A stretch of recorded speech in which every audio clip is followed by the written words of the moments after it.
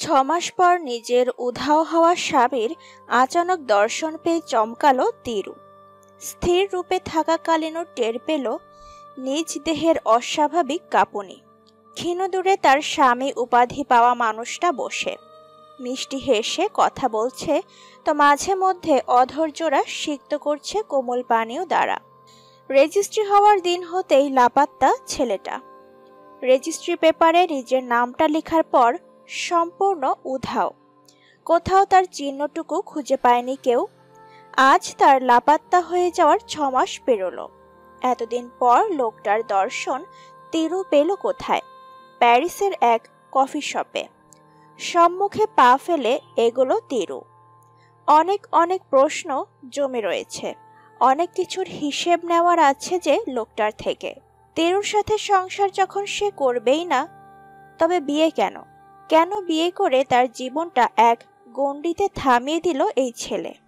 কেমন আছেন স্বামী সাহেব? তিরুর রক্ত হিম করা কণ্ঠ, শান্ত চাহনি, অথচ অন্তরালে তার অনল জলমান। রাদিফ অতীব গুরুত্বপূর্ণ আলাপে মশগুল। মেয়েলি কণ্ঠস্বর শুনে খানিকটা বিরক্তি নিয়েই পেছনে ফিরে তাকালো ও তিরুকে দেখে স্বভাব সুলভ হাসল, বলে উঠল, আরে তুমি বসো, কফি খাবে? অর্ডার দিব? এবার যেন তিরুর আকাশ হতে ছিটকে পড়ার পালা। বিস্ময় নির্বাক চাহনি ওর। রাদিফ বলল কি মাত্র, এই অদ্ভুত ছেলেটার ব্যবহার যেন তিরু তার শত জন্মের পরিচিত এক রমণী। প্রতিদিন তাদের মাঝে আলাপচারিতা হয়, তাদের চেনা জানা তো রয়েছে, তবে তা স্বাভাবিক কি? না, অস্বাভাবিক। তিরুকে ধোঁকা দিয়েছে রাদিফ, বিয়ে করে ফেলে এসেছে, কোনো খোঁজ খবর অবধি নেয়নি। এখন রাদিফের উচিত তিরুকে দেখে বিচলিত হয়ে পড়া, ভীত হওয়া। অথচ ছেলেটার প্রতিক্রিয়া তো দেখো, কি সুন্দর কফি সাচ্ছে, তার পাশে বসতে বলছে, আবার চোখের দৃষ্টিও কি নিদারুণ শীতল। জল্পনা কল্পনার ইতি টেনে তিরু বসল রাদিফের বাঁ পাশে। মুঠোফোনটা শব্দ করে রাখলো কাচের টেবিলে, পা দুলাতে দুলাতে শুধালো, আমি কোনো কাপুরুষের অফার গ্রহণ করি না। Extremely sorry. হ্যাঁ, বিয়ে করে যে দেশে বউ ফেলে এলেন, কেন শুনি তো? বউয়ের ভরণ পোষণ চালাতে পারবেন না বলে? তাহলে বিয়ে কেন করলেন? নাকি অন্য কোনো ব্যাপার আছে? গার্লফ্রেন্ড আছে আপনার? বিয়ে করে নিয়েছেন তাকে, নাকি লিভ ইন টুগেদার আছেন? রাদিফ খুঁটিয়ে খুঁটিয়ে দেখছিল তিরুকে। একগাদা প্রশ্ন করা শেষে তিরু তখন লম্বা দম ফেলল, তাকালো পাশে, পুনরায় বলল, আমার প্রশ্নের উত্তর দিন, হারি আপ। রাদিফ দৃষ্টি সরালো, সামনে বসে থাকা দুজনকে দেখে জবাব দিল, কি বলেছিল যেন শুনিনি, আরেকবার বলা যাবে প্লিজ? বিধাতা ধৈর্য জিনিসটা খুব কমই দিয়েছেন তিরুর মাঝে। ধৈর্যহীন মেয়েও খুব অল্পতেই চেঁচিয়ে ওঠে, রাগারাগি করে। এ পর্যায়েও এমনটাই হলো, চেঁচালো ও। ট্রাস্ট মি, যদি এটা পাবলিক প্লেস না হতো, আমি আপনাকে মেরে হাড্ডি ভেঙে ফেলতাম একদম। নাটক করেন আপনি। হ্যাঁ, বিয়ের পর 6টা মাস উধাও ছিলেন, আজ দেখা হওয়ার পর নাটক শুরু করেছেন। অতঃপর তিরুর সেই আকাঙ্ক্ষিত রূপ, রাদিফের বিচলতা দেখা গেল। হাসফাস করে উঠল রাদিফ, আশপাশে তাকিয়ে নিচু গলায় অনুরোধ করল, তিরু প্লিজ চেঁচিও না, পাবলিক প্লেস এটা। চলো আমরা বাইরে গিয়ে কথা বলি, তোমার ভুল হচ্ছে অ্যাকচুয়ালি। তিরু তেড়ে এলো, কি ভুল হচ্ছে? হ্যাঁ, কোনো ভুল হচ্ছে না আমার, ভুল আপনার হয়েছে। এখন সেই ভুল করার শাস্তি পাবেন আপনি।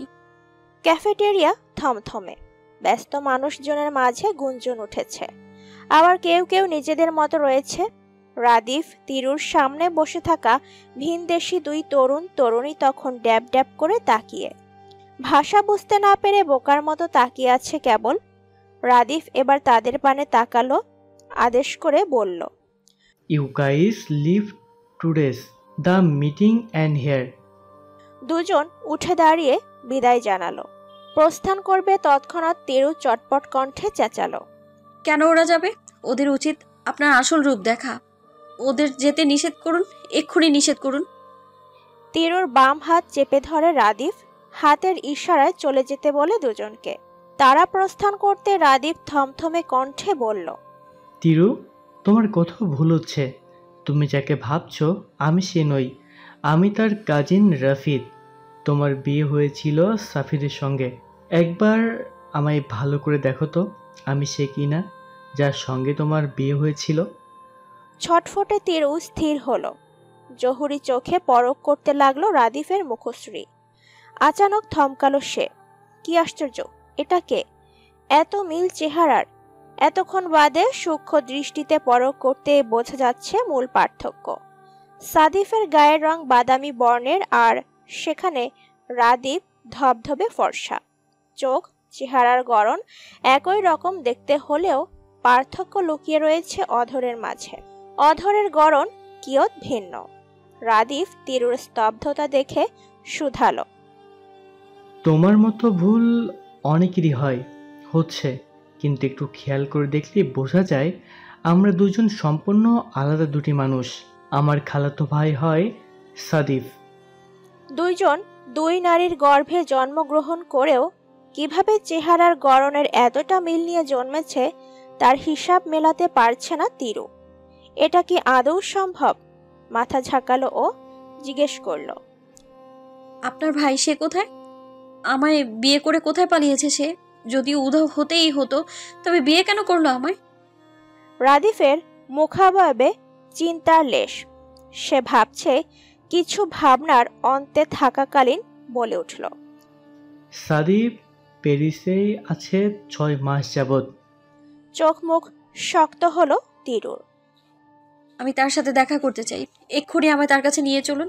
যদি না নিয়ে যান তাহলে আমি আপনাদের দুই ভাইয়ের নামে প্যারিসেই মামলা করে বসবো। কিন্তু রাদিফ খানিকটা হাসার চেষ্টা করলো। রিল্যাক্স, নিয়ে যাচ্ছি তোমায়। এতটাই হাইপাই হওয়ার কিছু নেই। বাট আই থিঙ্ক কোথাও ভুল হচ্ছে তোমার। সেদিন তোমাদের রেজিস্টার হলো, সে সময়ের পর কি কোনো লেটার পাওনি? ভ্রুদয়ের মাঝে সরু ভাঁজ ফেললো তিরু। প্রশ্ন ছুড়ল, কিসের লেটার? সেই লেটার যেখানে রয়েছে তোমার সব প্রশ্নের উত্তর। যাই হোক, আমার মনে হচ্ছে কোথাও একটা গন্ডগোল হয়েছে। সাফির তোমাকে বুঝিয়ে বলবে। চলো তবে। প্যারিসে চলমান শীতের তাণ্ডব, শুভ্র বরফে ঢাকা সড়ক থেকে শুরু করে বাড়িঘর, রাস্তায় গুটি কয়েক মানুষ। সরকার হতে সতর্কতা জারি করা হয়েছে। ঘরে থাকতে বলা হচ্ছে সবাইকে, বিধায় অত্যন্ত জরুরি প্রয়োজন ছাড়া বাহিরে নেই কেউ। রাদীপ পার্কিং লটে এসে গাড়িতে বসলো। ধূপধাপ দরজা খুলে লাগিয়ে রাদীপের পাশে বসলো তিরুও। কিয়ৎ বিরক্ত হলো রাদীপ। মেয়েটা একটু বেশিই করছে না? রাগ হলে রাগ ছাড়বে সাদিফের ওপর, কেন তার ওপর এতটা রেগে এই মেয়ে? আশ্চর্য। গাড়ি চলছে মৃদু গতিতে। পৌঁছাতে বেশিক্ষণ লাগলো না। মাত্র 15 মিনিটের পথ। বাসায় প্রবেশ করতেই তিরু ছটফটিয়ে উঠল। কোথায় সাদিফ? কোথায় আপনার ভাই? জলদি ডাকুন তাকে। রাদীপ ধীরে সুস্থে বলল, বসুন, ও এখন বাসায় থাকে না, আসছে হয়তো। জায়গাটা ছেড়ে চলে গেল রাদীপ। চঞ্চল তিরুকে দ্বিতীয়বার কোনো প্রশ্ন করার সুযোগ অবধি পেল না। তিরু বসে রইল সেখানটাতেই। ভাবল অতীত। বিয়ে হওয়ার পর যখন সাদিফ উধাও হলো তখন প্রায় দিশেহারা হয়ে গিয়েছিল তিরু। কি থেকে কি হলো বুঝে উঠতেই পারল না। এর মধ্যে সাদিফের পরিবার বলতে শুধুমাত্র তার দাদি ব্যতীত আর কেউ নেই। সাদিফ উধাও হওয়ার 5 দিন পর তিনি মারা যান। তারপর সবকিছু কেমন অবিন্যস্ত হলো। তিরু পেল না সাদিফের খোঁজ খবর। ছেলেটার খোঁজ নেবে তার কোনো মাধ্যমই রইল না। আশপাশ দেখার মাঝে হঠাৎ তার নজরে এলো সামনে পড়ে থাকা ফলের মাঝে রাখা ছুরিটা। সে উঠে দাঁড়িয়ে হাতে নিল ছুরিটা, চট করে ব্যাগে পুরে নিল। কোনো রকম বিপদ দেখলেই কাজে লাগানো যাবে ভেবে নিজের কাছে রাখা। সাদিফকে তো আর ঠিক মতন চেনা নেই তার। লোকটা যদি তার ক্ষতি করতে চায়, ভিতর মতো পালিয়ে যাওয়ার মেয়ে নয় সে। তার এতদিনের জমে থাকা প্রশ্নের জবাব না নিয়েও একদমই নড়বে না এখান থেকে। বিকট শব্দ হলো।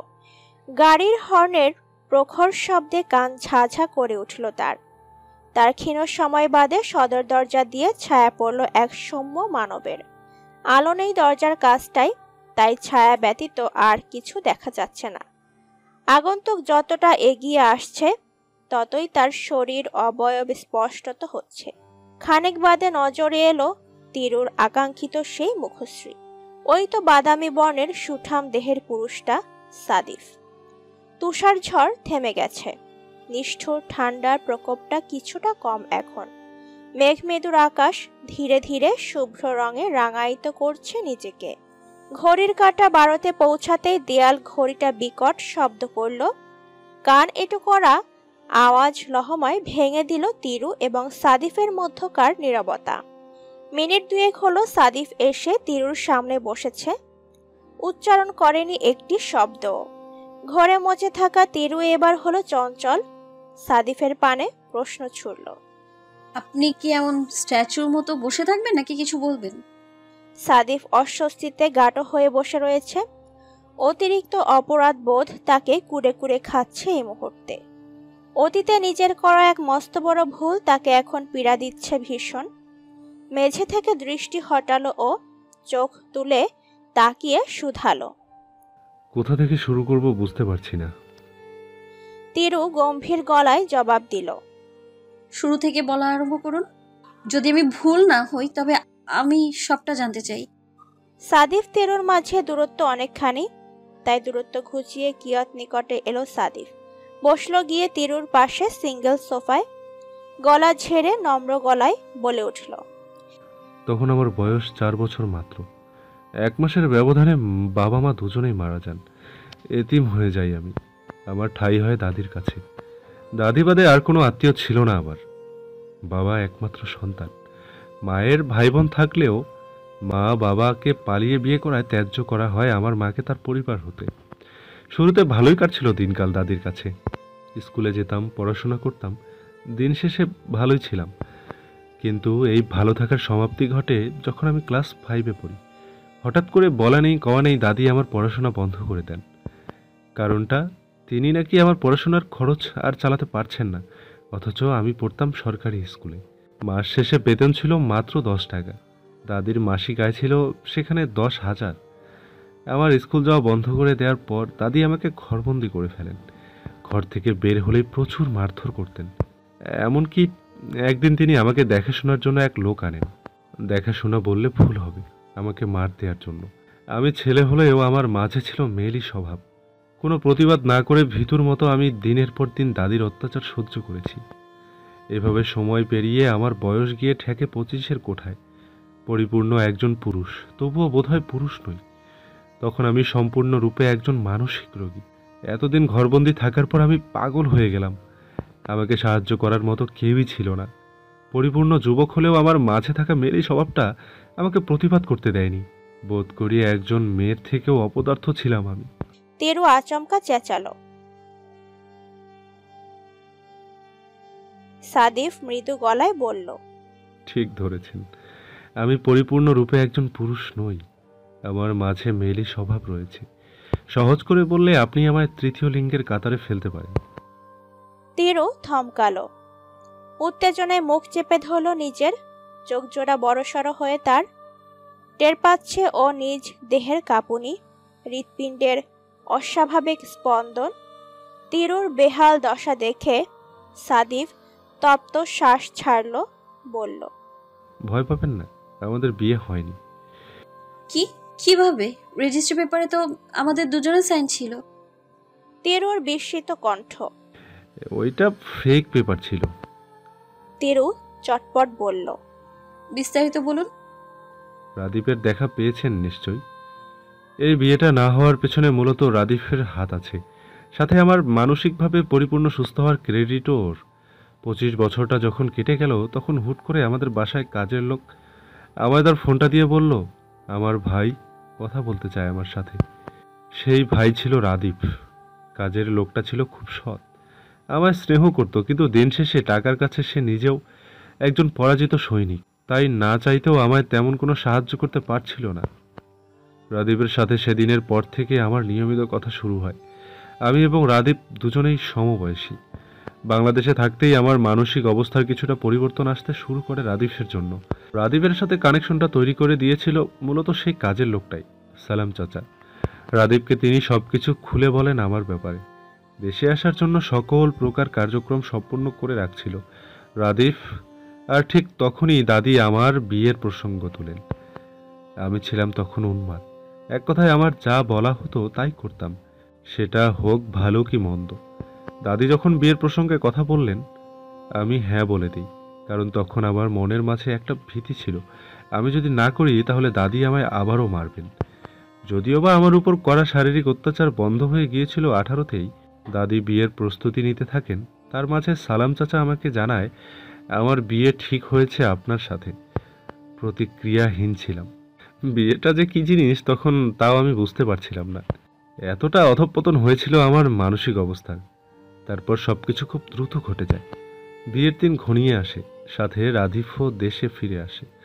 রাদীপ দাদিকে বোঝানোর চেষ্টা করে, আর এটাই ছিল ওর করা মস্ত বড় ভুল।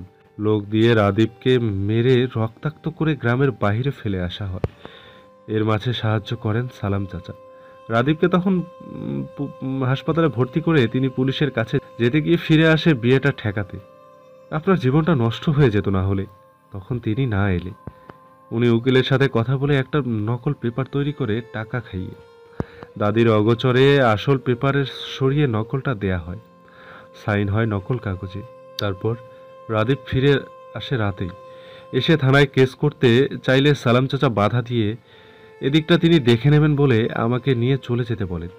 রাদীপ তার কথা মেনে সেদিন রাতেই বাংলাদেশ ছেড়ে আমাকে প্যারিসে নিয়ে আসে।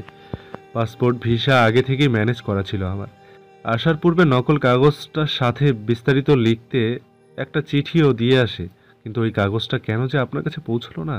সে রাতের পর থেকে সালাম চাচাও লাপাত্তা। সালাম চাচা হুদা হওয়ার পর বাংলাদেশে তখন কি হচ্ছে কি না হচ্ছে তা আর জানা যায়নি। রাদীপ পুরো ব্যাপারটা ভুলে তখন আমাকে সুস্থ করতে লেগে পড়ে।